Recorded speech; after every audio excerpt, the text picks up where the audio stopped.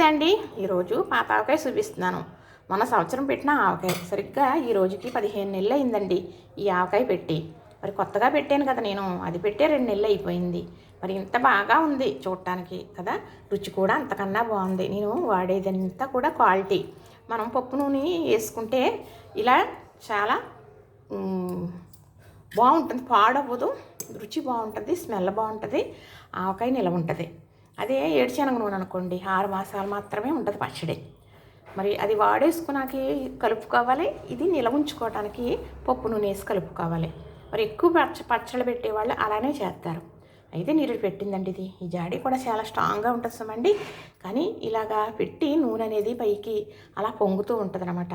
ఇది చక్కగా చేపల పులుసులో ఒక గరిటెడు నూనె వేస్తారండి, ఆవకాయలో నూనె తీసి. పెద్దవారు అలాగే వేసేవారు, మా అమ్మగారు అలా వేసేవారు. చేసే విధానం ఒకసారి నేను చూపిస్తానులేండి. కానీ ఈ ఆవకాయ నీరుడైతే మంచి భలే పుల్లటి కాయ వెన్నుకున్నాం ఈ సంవత్సరం. అయినా అంతే, కానీ పులప బాగానే ఉందిలేండి, లేకుండా లేదు. కానీ నీరుడైతే మరీ పులప. కానీ అంత పులప కూడా మనకి అందరూ తినలేరు. మరి తినలేరు, కానీ పులుసు ఊరిపోయి కూడా ఆవకాయ పాడవుతుంది అంటారు. కానీ ఆ కాయ అయితే మన్నికైందనమాట. ఆ పులుసు ఊరకుండా ఉండటానికి చక్కగా ఎండబెట్టేసానండి నేను. ఎప్పుడు కూడా మామిడికాయ ముక్క కొట్టిన తర్వాత ఎండలో పోస్తాను, ఎండలో పోసి కలుపుతాను. ఎప్పుడో మా పెదబాబాయ్ గారు అమ్మాయి మా అక్క చెప్పింది. అప్పటి నుంచి నేను పెట్టడం అలవాటు అవ్వని కాడి నుంచి కూడా ఆవకాయ ముక్క ఎండలో పోసి మాత్రమే ఆవకాయ పెడతానండి. తర్వాత పప్పు నూనె మాత్రమే వేస్తానండి.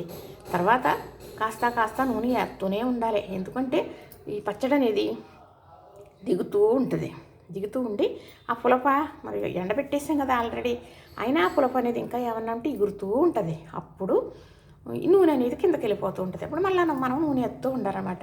అలా చేసుకుంటూ ఉంటే పచ్చడి అనేది ఇలానే ఉంటుంది. సంవత్సరం ఏంటి, 2 సంవత్సరాలైనా ఉంటుంది. కానీ మనం అంత ఖర్చు పెట్టుకుంటాం కాబట్టి చాలా శ్రద్ధ తీసుకుని మరి పెట్టుకోవాలి. అదే చెప్పాలన్నది నా అభిలాష. మరి ఇలా అన్నా కూడా అలా అంటావేంటి అని కూడా నన్ను విమర్శించి మాట్లాడతారండి.